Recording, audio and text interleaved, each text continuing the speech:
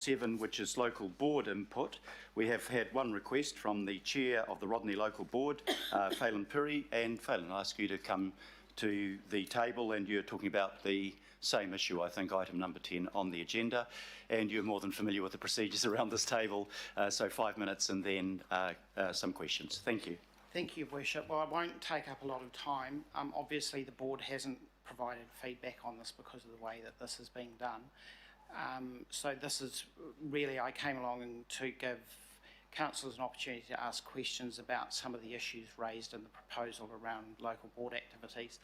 And also, I'd probably just like to take the opportunity to point out that a number of the things raised in this process could be, in the proposal, could be dealt with by the governing body considering next year to allocating some money to the Unsealed Road Improvements Program, and also addressing the findings of the Local Government Commission on the proposal for North Rodney to break away. But really, I'm just here to answer any questions that councillors may have. Thank you. Thank you very much. That was brief and to the point. We have the first question from Councillor Linda Cooper and second from Angela Dalton. Thanks for coming down, Phelan. I suppose my question is, if to understand what's being asked, if the proposal is to just have people representing more rural areas, some of the things that were commented on in the previous reviews, that a lot of rural people are accessing the local service town centres. So would this mean that then those people don't get to vote for people that live in those towns to be advocating to them for better services for the rural area when they're going to their service centre? You know, I mean, basically that's their lifeline, isn't it? I'm not sure if I'm quite putting that quite right, but it's really around, if you live in a rural area, your local towns are really important. And so there's still a necessity for people to be able to input to those people. It's not just a rural person that you need to advocate for your interests. Yes, I guess the thing here is about rural settlements. So the difference between, you know, maybe what we call a village or a town. In the current subdivisions, you've got a range of villages which might have 1,000 to 2,000 people living in them in the sort of wider catchment, through to obviously places like Kimmy or Warkworth, which would have thousands of people living in them. The current subdivision boundaries are done on communities of interest, and everyone has to go into their nearest town to use the facilities there. But it's also misses the point that we as a board have to manage facilities across a wide range of areas. We've got a lot of rural halls that literally it's just hall, and it's just surrounded by rural area. It's not necessarily got a township adjacent to it. So the personally not necessarily convinced that the recommendation would change anything that currently goes on in terms of the outcomes, but it would potentially mean that there was a lot more focus around the populations in those larger towns, and that's not necessarily, those community of interest around Kumia and Warkworth, those towns service a huge catchment, and those people wouldn't necessarily, like you say, have an ability to communicate with those elected members. I'm not sure if that answers your question. Thank you. Councillor Angela Dalton. Well, my question was around the representation on the board and the decision making, because it seems there is a concern that there are not enough rural representatives on the board to make decisions to the rural areas. Specifically, perhaps if we talked about unsealed roads, the decision making is affected by the membership, or actually by the money you are given to do those to do any projects. Well, we don't make any decisions about unsealed roads. That's your role as governing body members to do that. We don't have control over the road maintenance budgets either. So those issues, changing subdivision boundaries makes no difference to those outcomes. The current board makeup is of 9 members.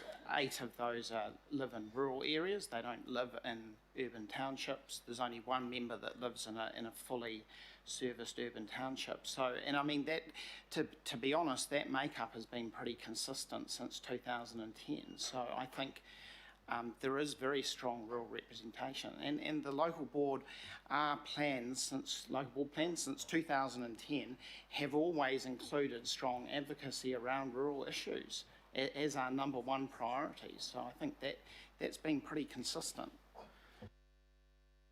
Thank you very much. Councillor, just pause for a moment. Chris Darby.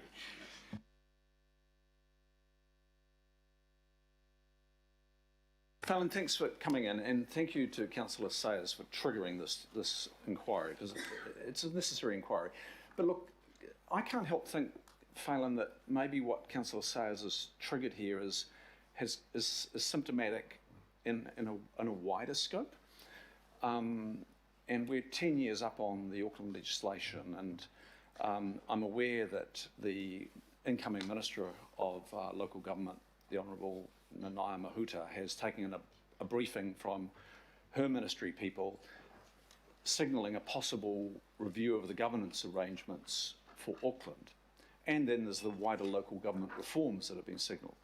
So I'm just wondering whether what Councillor Sayers has triggered could actually be caught in maybe our more active participation, rather than reacting to government, our active participation in a review of the governance arrangements. And just wanted to know your thoughts on that. Or am I off course? If you look at the proposal, what's underlying there is a problem across Auckland with dissatisfaction around current governance arrangements and decision making of both the governing body and local board in terms of what control that we have over things like CCOs, and obviously transport's a big one. And you know, maybe after 10 years it is time to have a look at that and have a look at how the governance arrangements are done. I mean, we've just had a CCO review, and this week I've seen the sort of initial proposals around what's coming back to local boards in terms of how CCOs are going to engage with us. It's not going to change a lot of the underlying issues that the public and elected members have. So I do, we keep bumping up against legislation, and in effect this proposal is bumping up against legislation around when reviews can be done, communities of interest, but it's an underlying issue, and perhaps after a decade this is time to have a review of that and really seriously look at whether governance can be improved across Auckland. I personally think it can do, and some of the complaints that are in this proposal do touch on that, and I have sympathy for them. Thank you. Councillor Daniel Newman. Good morning, Fallon. 2 quick questions from me. Would you agree that it would, for all intents and purposes, be extremely difficult to come up with a subdivision boundary which reflects a homogenous community of interest within the Rodney local board area,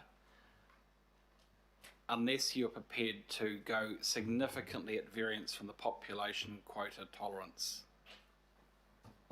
Well, Rodney already falls well outside that. We're quite exceptional, you know, a bit like Waiheke and Great Barrier. So we already fall outside that, and it is incredibly difficult. It's 46% of Auckland's land mass.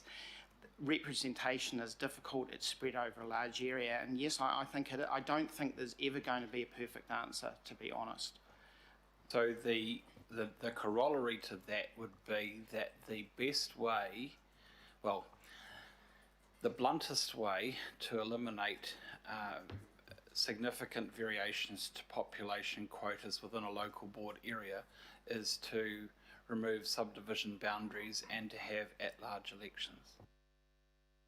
Yes, that would be one solution. However, I suppose the risk, and this proposal sort of originating from Wellsford, is that potentially the population density is in the south of the ward, and therefore members could end up being elected from the south of the ward, leaving the northern parts of Rodney completely unrepresented, and I feel that would disenfranchise people further. So, yes, I can see that there's an argument for that, but I'm not sure whether that addresses the proposal that you've got in front of you. And just to confirm, though, you said that 8 of the 9 members of the local board live in a rural setting. They do, but they're spread over quite a large geographic area. So and I guess that's a feature of subdivisions, isn't it? But presumably all those local board members would take an interest in all parts of the local board.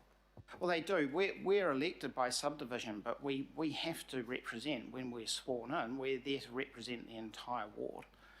Thank you. The last question from myself. Phelan, when you began your comments, you said the local board hadn't had a chance to consider this as a group.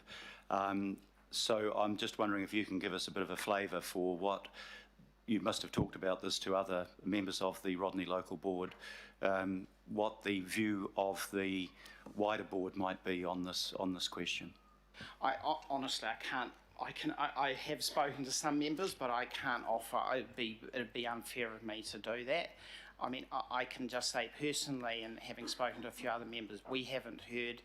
The first we heard of this sort of request, and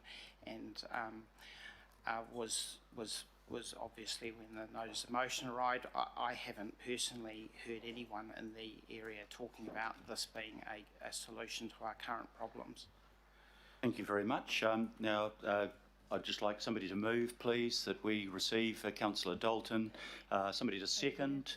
I've got to look to my right, Councillor Officer Collins, that we receive and thank the submission from Phelan Piri as chair of the local board. All those in favour, please say aye.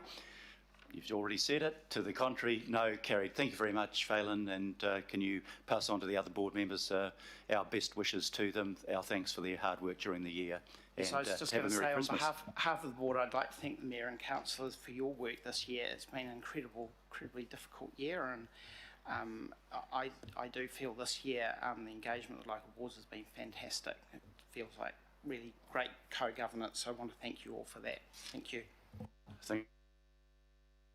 We're all keen to put the year of COVID-19 behind us. Thank you very much. We now come to item number 8, extraordinary items. I have had no indication of any extraordinary item being raised. And item number 9 is a notice of motion. We have received a notice of motion. Everybody has received that in good time from Councillor Greg Sayers, and that will be dealt with under item 10, which we will now move to. I thought possibly